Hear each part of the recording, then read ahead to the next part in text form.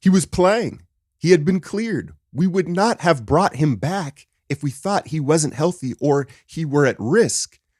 You trust we did the right thing, and you trust our process was correct. That's Joe Cronin, the Blazers GM. What sticks out to you about that sentence? You trust. You trust. No. Don't tell us what we trust. Tell us what you trusted. How about an I? How about a we? That word you was real funny style to me. Imagine if you felt like someone had broke your trust in your personal life or work, at work or whatever, right? And when you confronted them, they were like, well, you trust I did the right thing. And I would. No. Say I. That's strike one, right? Strike two. Oh, I can't call it a strike, but, evidence two. The Matisse Thybulle trade before this one, right? And you're like, okay, they got Cam Reddish for Josh Hart. Take a swing. They want some length. Okay, fine. You go get Thybulle. That's interesting, right? Because he's basically GP2, right? Not the same exact guy, but the same role. You're certainly not going to play Thybulle and GP2 on the court at the same time. That's interesting, right? Oh, so you have plans to maybe try to get rid of GP2, right? And then, you know what I want to know? I want to know who made the call. I think that is, I don't know if we'll ever get that information, right? But if Portland called the Warriors, that would be strike three, right? They're like, hey, yeah, GP2, you want him back? You want him back, Bob? Man, what a nasty situation, right? So I was waiting all weekend to cut this video because I wanted the Warriors' decision. I wanted the dust to settle. Were they going to, void this trade or proceed with it?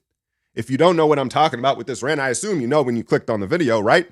The James Wiseman GP2 trade could have been voided or fell through, 4-team deal, all those draft picks, because Gary Payton shows up in San Francisco, fails his physical, and proceeds to tell the Warriors the Blazers have been encouraging him to take pain shots to play through this injury, this surgery that I guess hasn't healed properly. Oh yeah, by the way, it's an issue, an ongoing issue that he's dealt with for years now. Look, we all love GP2. We were all excited about this move, but I think most of you are with me when I say this. I think we should have voided the deal. Now, a lot of people were saying, well, that'd just be too awkward, right? It'd be an awkward situation to bring Wiseman. It was already awkward, fam. It was already awkward, right? This isn't about Wiseman's feelings. Like, Wiseman's either going to come to fruition or not, regardless of his feelings, right? This was a much bigger picture situation because I also heard a lot of people say, well, hey, just let GP2 rest up. He'll be ready for the playoffs. It'll be all good. No. Let's look at GP2's playing style. And again, this injury, don't quote me. I'm not saying it's the exact, the abdominal, that whole area is very dynamic, the ab wall, and it's just very complex, right? I'm not saying it was the exact injury, but he's had similar injuries. In fact, in training camp last season, remember it was going to be Avery Bradley, and GP was still nursing that injury, similar injury, and we didn't really see him. I think he played one preseason game, and so the vets were pushing for Avery Bradley, and Bob Myers made the executive decision. Thank God he did, because we know what that meant last year. It was like, no, we're keeping GP2. But it took him a while last year. So this is an ongoing issue. He's 30 years old now. He's undersized. And then the biggest part of it is, what's GP2's game based on? It's his athleticism, right? It's his verticality. Now, he's got other great attributes. He's a dog. He's a smart defender. He's strong. But it's that verticality that allows him to play so much bigger than he is. And if you take that away from him, is he even a serviceable NBA player? Now, that you're saying, Alk, that's mean, that's sad to say. Nah, man, we all love GP2. This has nothing to do with what his game is when he's healthy and who he is as a person. But at the end of the day, this is a business decision that I think part of them keeping the trade speaks to the fact that, let's be honest, they were going to dump Wiseman for nothing if they had to. Whether it was at the deadline or this summer, they were not going to walk into next year and pay that triple whatever $100 million salary tax for him on the books. And I think that had just as much to do with the decision as whether GP2 is going to be healthy or not. They just wanted to cut their losses, and now we sit back and we hope that GP2 can get right. Some just say, hey, he played the last 10 games. He's a soldier, though. He's a soldier. Some dudes, there's always, like the Brandon Ingram thing in New Orleans, right? Where guys are going to be questioned, right? But GP2, you ain't never going to question his toughness. You saw what happened with the Memphis in the finals, right? Like, he's a dog. He's gonna go out there and play and try, but at what capacity? So yesterday, the news is official. Okay, the Warriors are going to proceed with the trade, but they want to be able to take further action against the Blazers, and they have filed a formal complaint to the league that the Blazers withheld that information. You hear people say, okay, well, so now the league's going to punish the Blazers, maybe a fine, maybe take some draft picks. What does that do for the Warriors, right? We need restitution. We need restitution. And the other point, you can tell I'm a little worked up about this, right? The other point that I'll make is, why in the world would they have traded GP back to us? Not just a conference opponent that we're competing with for a playoff spot, but a team that has kicked the shit out of you for the last 10 years. Every time we see you, it's a sweep, right? Steph could be hurt. KD could be hurt. Draymond's waking up with triple doubles against y'all. But you're going to go help us out? And so when you look at all these things laid out, maybe some would say, hey, the Warriors just got bamboozled. Take your L. Hey, if that's how you see it, possibly, right? I think the other aspect that I've heard was that you heard late before the deadline, before this deal was announced, right? We were supposed to be trying to acquire OG Anunoby from Toronto. But apparently, Yusai Majiri was just messing with people, right? He was like, yeah, he's available, but we want everything. We want everything. Like I've heard Raptors fans talking real crazy about OG, talking about defensive player of the year, elite wing. What is your definition of elite? Because if OG Anunoby is elite, what?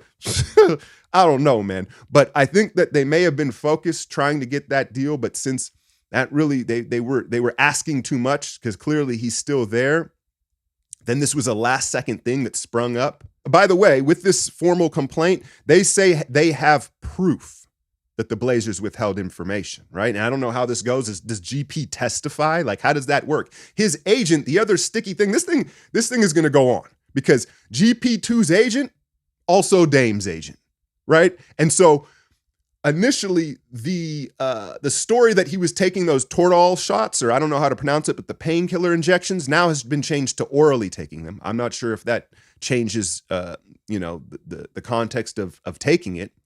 But GP2's agent comes out and basically backs the Blazers. And you're like, well, okay. And then again, you realize, oh, wait a minute, he's Dame's agent, and he's got to protect the bigger asset. So, but what I was getting at as I ramble here on this rant, I guess this is turned into, is who made the call? I think that might be the most damning piece of evidence that the Warriors have against Portland. Did Portland make the call to Bob Myers? Hey, you want GP2 back? He's healthy. We've nursed him back to health. You can have him back. Couple picks. Wild situation, man. And again, I want to be clear. No shade or hate towards GP2, but again, when you're looking at this tight window that's getting tighter and tighter, I just felt like the right decision was to void the contract. And possibly what I thought could have happened was if GP2 has, I don't know what the term would be. I'm not some lawyer cat, but basically took Portland to task. And the league was like, all right, you're like, you can be a free agent. You no longer have to be with this team. And then he could just come sign in the summer when he's healthy or something like that. Initially, I was like, let's just cut them other fools out. We'll take Sadiq Bey for Wiseman, right? But one of the other reasons I thought that they might void it was not just the big picture of GP2's health, but you look at the Western Conference, obviously, Kyrie, KD come west. The Lakers, you saw what they looked like last night or the other night, right? They certainly look better and are going to be in contention. And then the buyout market. Terrence Ross goes to Phoenix. Reggie Jackson goes to Denver. Russ is probably going to go to the Clippers. And the Pacific Division and Western Conference gets stronger and stronger. And all of a sudden, a win now move for GP2 doesn't look like the right move. But yet, they didn't void the trade. They saved a lot of money. They saved a lot of money, right? But could you have saved more this summer and just a draft pick deal? This is going to be an ongoing thing, I imagine, all the way, and it won't get settled into next season. And so, yeah, you lose to the Lakers. Things look grim right now. Like, let's just call it a buck. Things look grim right now. The West has gotten way better. We cannot close out a game if our lives depended on it. Right? We're too small. I guess, what are the positives? JaMychal Green looks good. Dante DiVincenzo continues to shoot the seams off the ball. Clay looks like himself. So I guess, you could sell me, I guess, with how all jumbled it up is. But how long is Steph going to be out, man? Did you see the diagram that they put on that ABC game of the injury and how just such a weird spot it is and the tissue between the two bones down there? So like coming out of the All-Star break, it's got to be sooner rather than later when you look how this Western Conference is loaded up, because if you don't void this trade and then they miss out or get knocked out in the play-in, I don't know, man. I don't know. Who else is left on the buyout market? Dwayne Dedmon, Philadelphia today. I don't know. I don't know what the timetable is on that. I'm sure over this weekend, they've just been dealing with the GP2 decision. I don't know how much more information will come out about it, but you just wonder how close they were to going the other way with this. Was there something from the Wiseman side of things that made them keep the trade as well? I don't know if we'll ever get the answers to that. Who do they have tonight? The Wizards at Chase Center. Washington is a dangerous team. Porzingis stretching out, shooting the perimeter. It's going to be your typical NBA game of three-point shooting variance, right? But it feels like we're due to get one at home, but can they close it out? Hit that like, share, and subscribe. I'm out, y'all.